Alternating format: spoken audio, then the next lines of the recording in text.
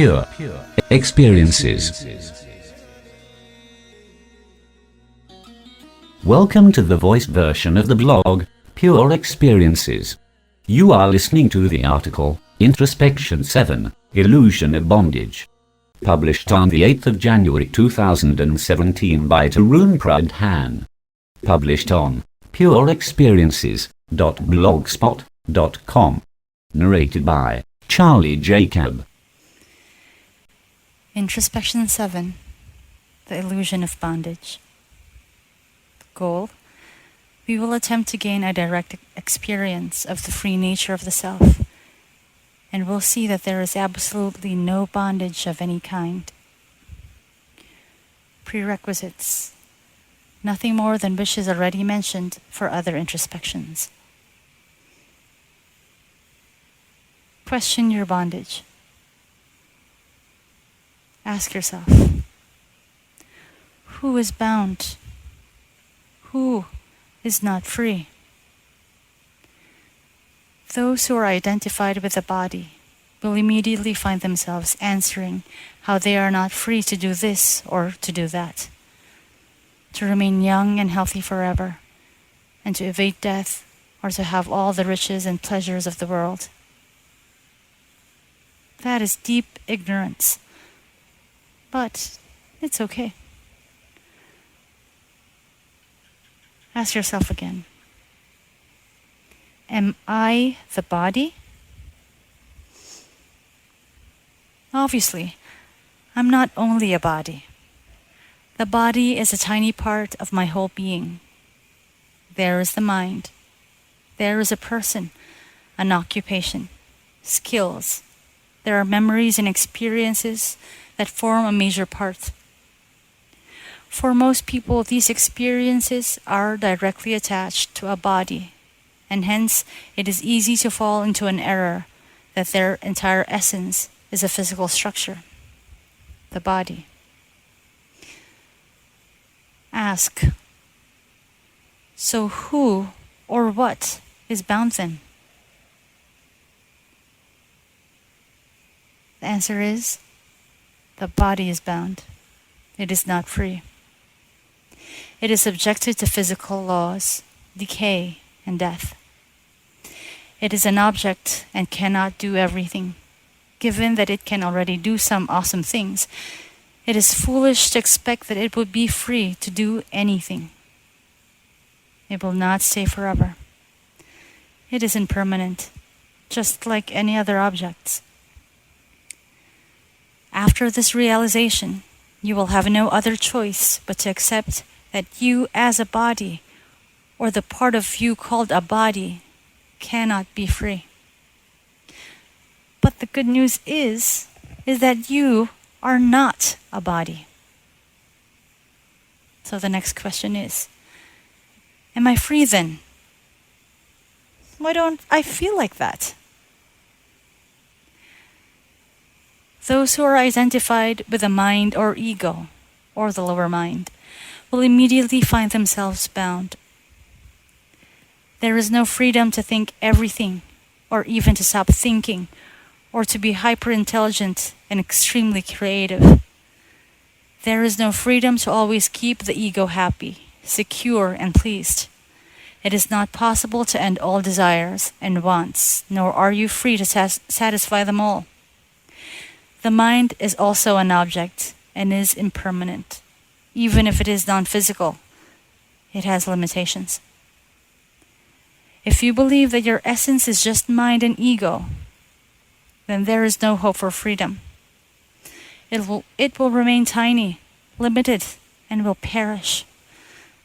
But the good news is that you are not the mind or the ego. They are also a small part of you. Maybe you doubt that. Let's find out. Ask yourself, why am I not the mind? Counter the question by asking, what is aware of a mind?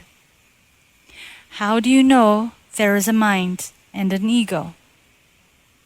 Who really knows this? And in response to this question, the self will step forward. It is the pure knowing, the consciousness behind all the drama of minds and bodies. It is more fundamental, and it is your essence, as it cannot be reduced to anything else. There is nothing more beyond it.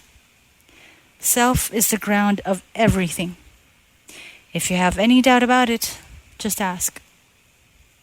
Who knows the self? Who is aware of the self? And every time you will find that it is the self that knows itself. It experiences itself. There is nothing else there. Then ask yourself, I'm obviously the self, but still, why am I not free? Counter the question by asking, what is it that binds the self? What is taking away its freedom? You will find that the matter and physical universe bind the body, and the limited mental capabilities bind the mind, and past programming and conditioning binds the ego. But there is nothing there to bind the self. There is just self. What can bind it? You will soon find that as soon as you identify with a mind or a body, the limitations and bondage appears. As long as you identify with the self itself, you cannot find any reason and anything that can bind it. It is free, and has always been eternally free. Bondage was only a belief. It was your ignorance that you are not free. Let's analyze and conclude.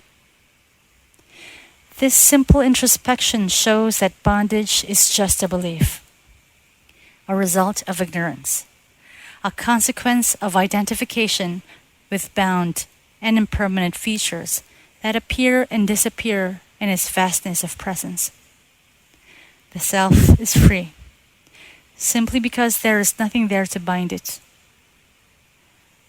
But what does it mean to be free from the point of view of the self? Can it do everything? Can it be anything? Well, yes and no. You are imposing mental concepts of doing and achieving on the self here. You are assuming that it must do X, for example, that you can think of now. But if it can't, then it's not free. But you see, it is only an assumption. The self needs to do nothing and be nothing. There is no compulsion or necessity to be in a specific way for the self. On the contrary, as soon as it becomes something, it becomes limited. It has become a human. And so it appears to be very limited and bound in that form. It has become a trillion things that we can see and experience, however, all limited. It remains limitless only when it does not become anything or does not do anything. Actually, that is precisely what it is doing. Non-doing and non-being. It is pure witness. It is just present here and now. That is our direct and irrefutable experience. The doing and being are illusions that appear on the screen of the self. These images, shadows, are impermanent and are limited. The watcher of the shadows is not. The concepts of limitedness and impermanence do not even apply in case of the self. They are conjured up by an ignorant mind, which then simply projects it on the self. But why did I say yes or no prior? Yes, because all that we can see or experience is nothing but the self in its various forms. So it is already doing everything, and it is already everything. It is also that which our limited minds cannot see or grasp. So when I say both yes and no to that question, it shows that the self is beyond such descriptions. It is even beyond language. So what does this introspection tell us about the concept of liberation or mukti? The short answer is, obviously, since the self, which is you, is already free and liberated, the goal to be liberated is only a belief. There is nothing to be liberated from.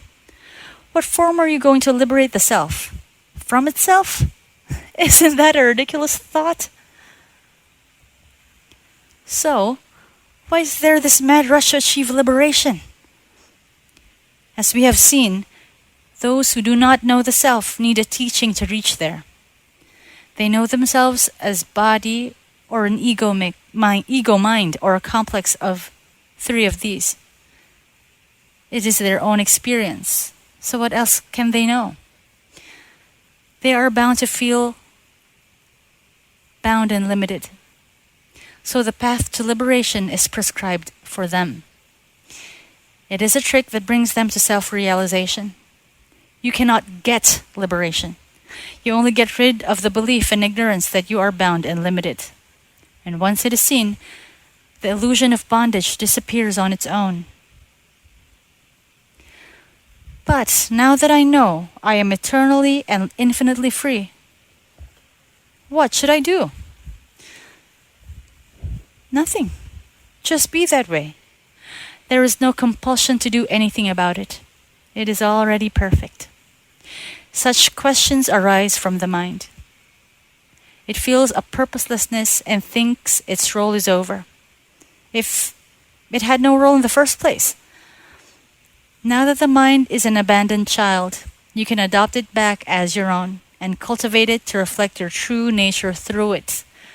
We can become only which we already are, and that is eternally free and happy. Pure experiences. You are listening to Pure Experiences by Tarun Pradhaan. For more, please visit pureexperiences.blogspot.in.